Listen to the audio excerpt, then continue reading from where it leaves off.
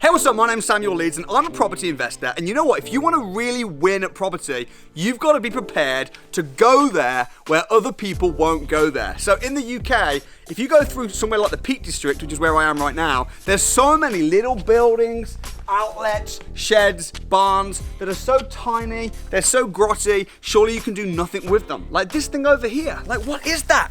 What is that? There's no windows. It's probably disgusting inside. How could we possibly make money out of this? Okay, brace yourself. Oh my goodness. I mean, this is absolutely disgusting. It doesn't look fit for horses, let alone people. However, in this video, I'm gonna show you how my parents, their whole strategy is they take little barns like this and they buy them, they restore them, make them look fabulous, and then refinance and pull their money out, and then rent them out as serviced accommodation, little holiday lets. It's a great little strategy, and I'm gonna take you through A to Z exactly how it works.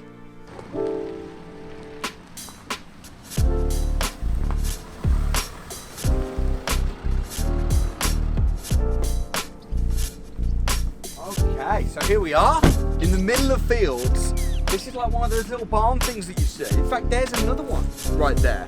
There's absolutely loads like this. So let's take a look round and see what's happening.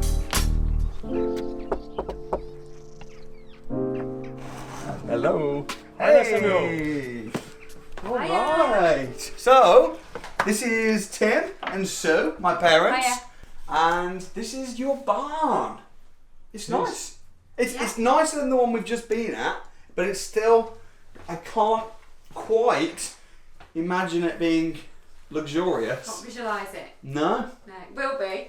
So, what's the crack then? Talk to me about your strategy and how you find these types of little barns. We drive around the area and find barns. A lot of them. I'm just imagining right now that I'm staying here for the night. So talk to me about the figures then of this property. You found this property on an auction. Right. And it was on with an estate agent. Yeah. What happened? So it was on with an estate agent, but it was to auction. Yeah. We always go to the auction, and then it goes for sky high prices, much higher than the guide price. Yeah. So we decided to put an offer in pre-auction. So the guide price was 70 to 100, and we thought we'll go for 100. But they were like going blah, blah, blah, blah, blah. What do you mean? We were like, What do you mean? They were going blah, blah, blah. we were like, we want to offer on this property. No, we don't want to take offers. You've got to go to the auction. Yeah, Okay. but we want to put an offer on for, no. If they'd have said yes, if they'd have gone, all right, you can have 100, you'd have literally just bought it for 100. We'd have been Correct. really happy. But they didn't even, Yeah. because we could have said £1 million, couldn't Yeah, we? but they just weren't listening. No, they weren't listening. Okay, so what happened when you went to auction, Tim? Went to auction. Now I've been to a lot of property auctions, but this was different. This was like your car auction, very fast bidding, and we're the fourth lot on. And they're bidding, and I couldn't tell what they go up in price. Was it 5,000, 6,000? Anyway, it got to £78,000, and he was about to put the hammer down, and I bid. And I thought, well, I'm bidding 79 or 80, so he took 80, and it took an 80. And he said, going, gone. Had it for 80,000. Got it for 80,000. Nice. All right, well, let's have a look round.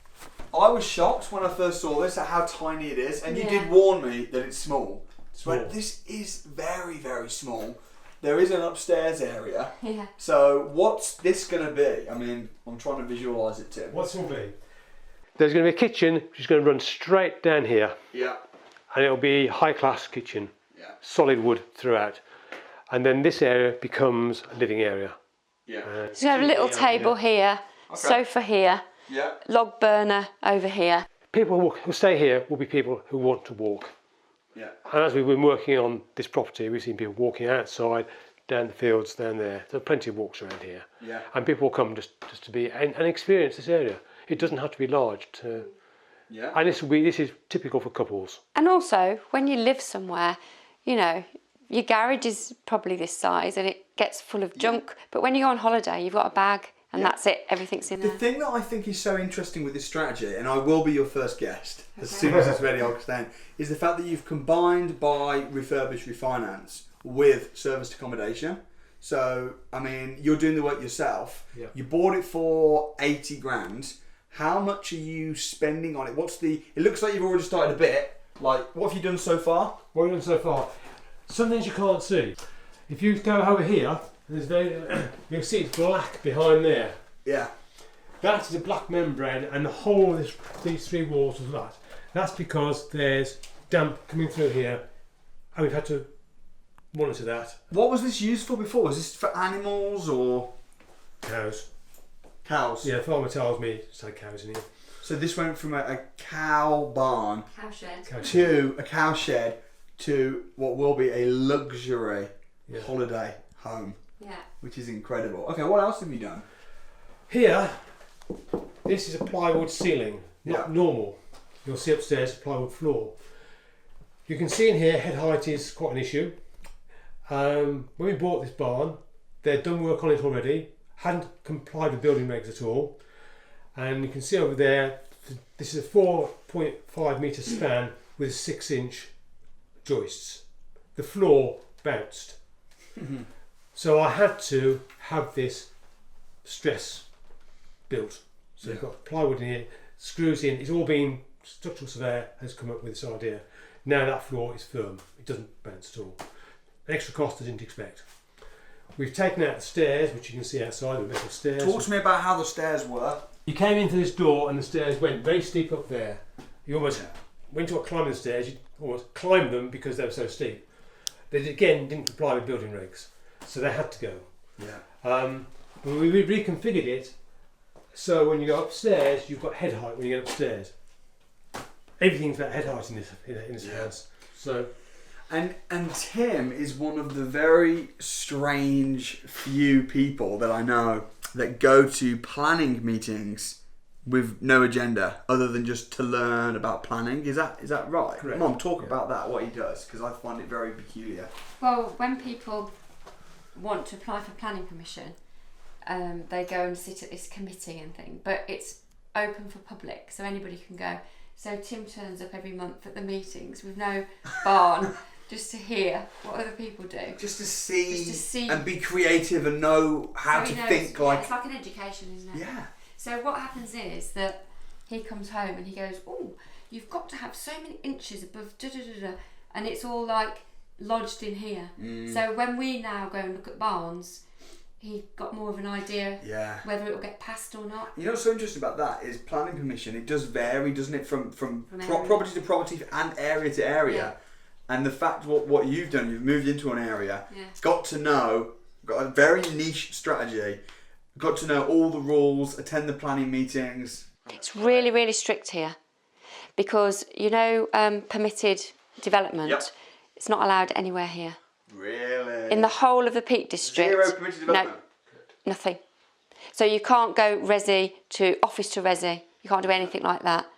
Basically, listed buildings, basically this isn't listed, but they treat it like it is. Yeah.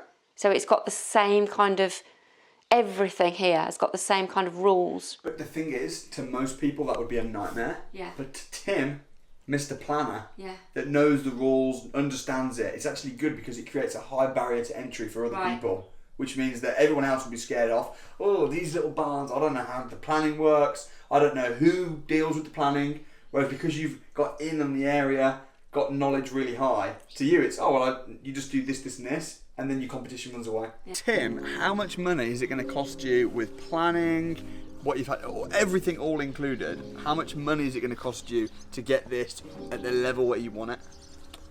Round figures, 40,000. 40,000. So you bought it for 80. Yep. You're going to be spending 40,000 on it. Yep. A lot of the work you're doing yourself. Yep.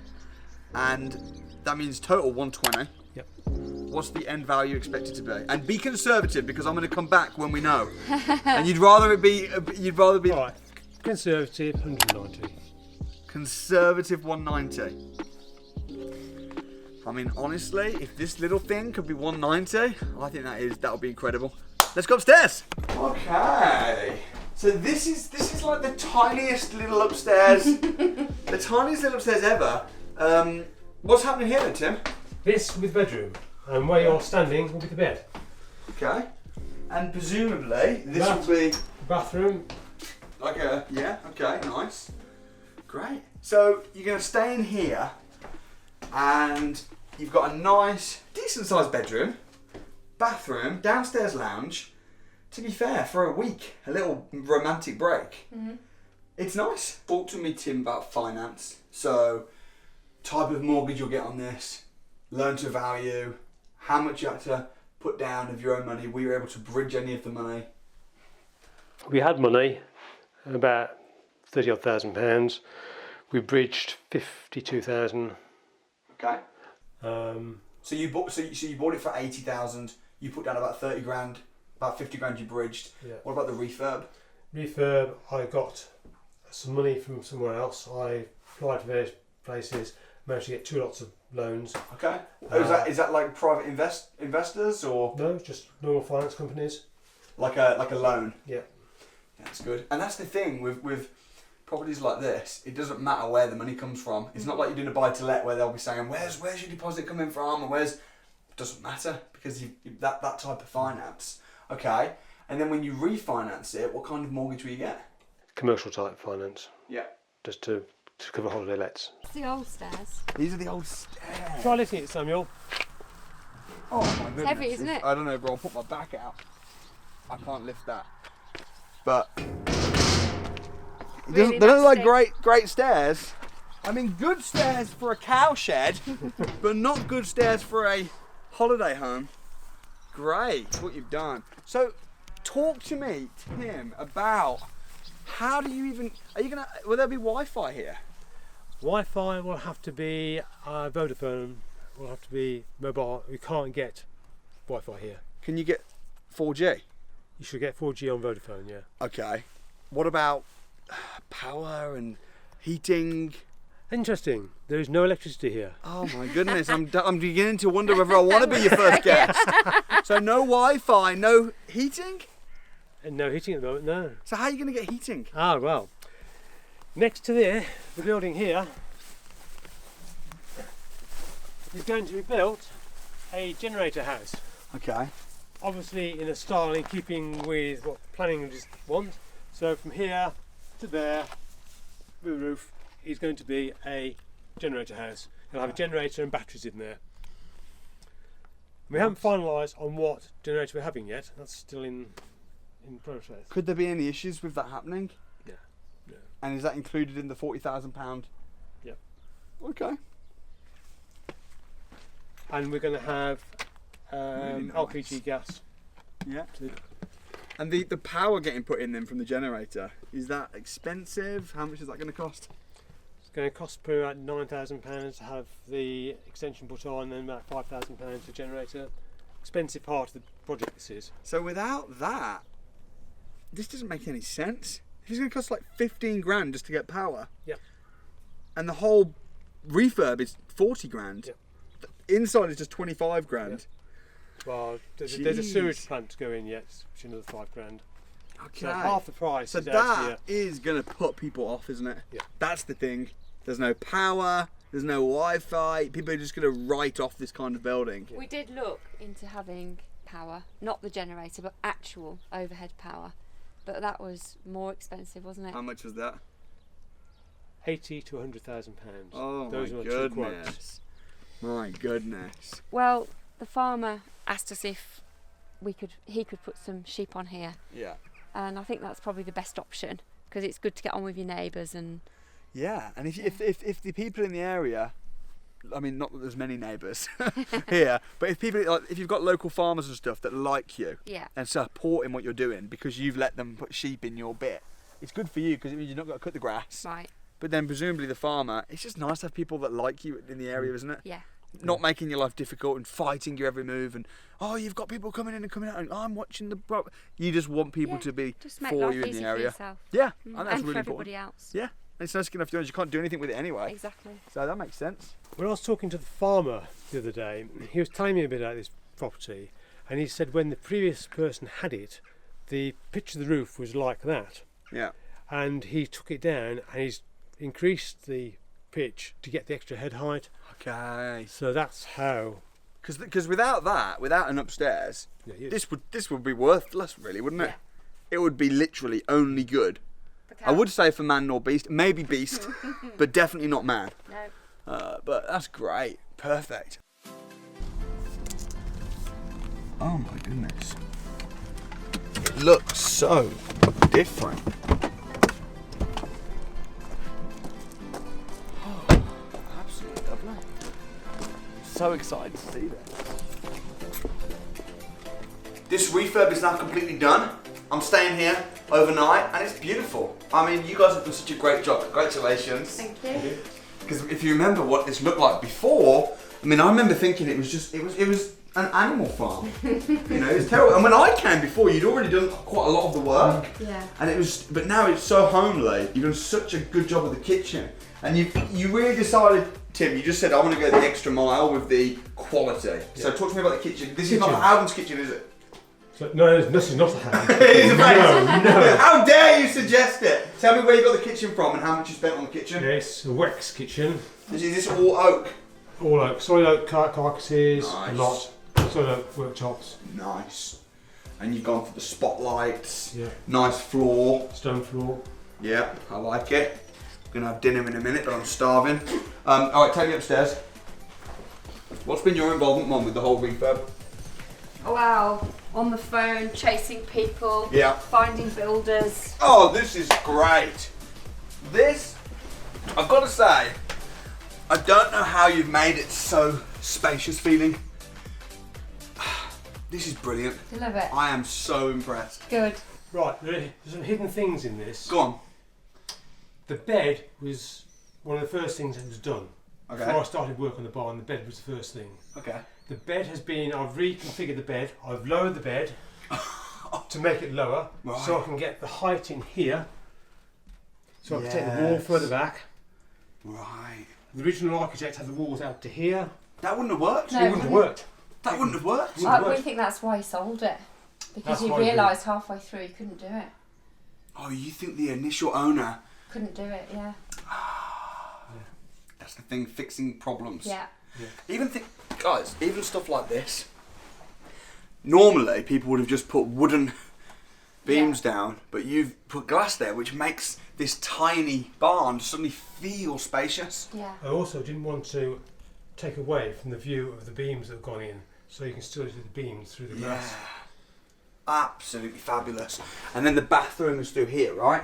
And then talking about beams, that was just cover the steel girder that was there before. Okay.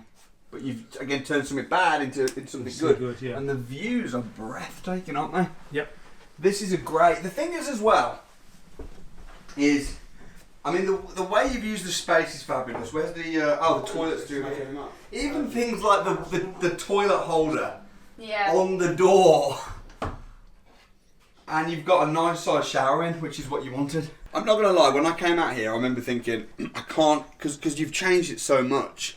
Just little tweaks, I'm thinking, how are you gonna fit a bed? And even if you do, where are you gonna get the chest of drawers and you've done it great. And you've put, where We're the going to put a fittings television are. on that tomorrow. Television's going on that. Tomorrow, great. You thought you'd wait for me to, you know I don't like TV. Yeah, absolutely fabulous. Another thing as well is, because of the lockdown's now lifting, so presumably you'll get bookings on this quite quickly. Yeah, that's what they said when they came to take the photographs. They What- said you go on. need to get it on really fast. Yeah. Because it's all filling up Is everywhere. How much are you looking at? How much are you hoping to get rent for this with the the holidays and stuff like that? What's the plan financially? I'm saying 500 a week. Okay. £500 a week. Average throughout the year. Okay. Probably 700 peak. Somewhere. So after all costs, cleaners, maintenance, voids, how much profit are you hoping to make off of this little tiny ex-animal house? How much are you hoping to make? I'm saying £1,000 a month. Yeah. I'm not going to go to the nearest pound, but 1,000. I think you'll get that. Yeah. I think you'll get that.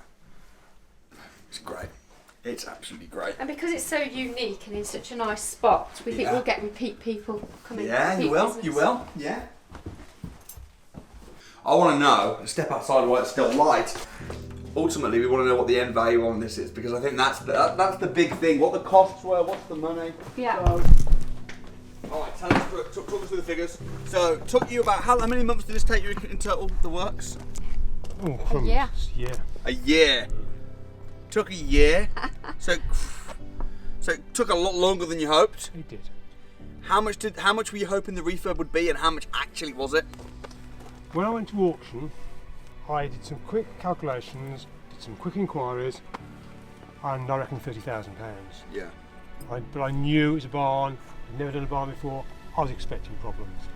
When I went for finance, which after I bought the property to do the refurb, my calculations were around about the £50,000 mark at that stage. I thought, because I've made such a saving on the buy, I knew. Yeah.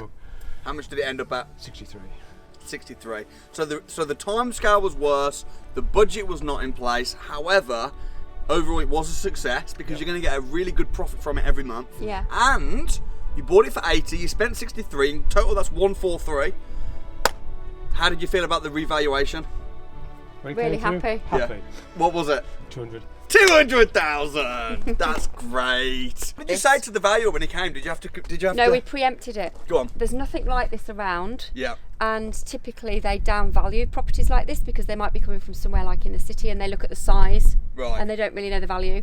So we decided to get a RICS valuation on it. Yeah. So when they came to value it, we told them we'd had a RICS valuation and that we were hoping for 200. So that was a kind of a Yeah. little bit of a twist of an arm. So it's not just hit and hope. There's things that you can do Oh, to yeah. give yourself the best chances. Yeah. But the valuer, when he came out, you know what valuers are like. Yeah. He was nice. Yeah. And he loved the property. He said, I could stay here myself. Yeah. And at that thought, I thought, yeah, he's going to like it. Yeah. Yeah. Get them on side. Yeah. Everyone's a human being at the end of the day. Exactly, yeah. So you're gonna pull your money out now, refinance it, rent it out, provide a beautiful holiday home, and then make a nice income from it. Yeah. And you got other projects going on? Yep. Yes, Coming got down another home. one just down the road. Is it another barn? No, it's listed though. Oh wow. Gluttons for punishment. Sounds to me, guys, like we have another video coming soon with their next project. So if you enjoyed this video, smash the like button, subscribe. If you want to see more videos like this, you can check out a whole playlist up here. Right now, we're going to go inside and we're going to enjoy some of my mum's wonderful, wonderful cooking. Hey, great job. Tim, cracking job. Congratulations. See you next time.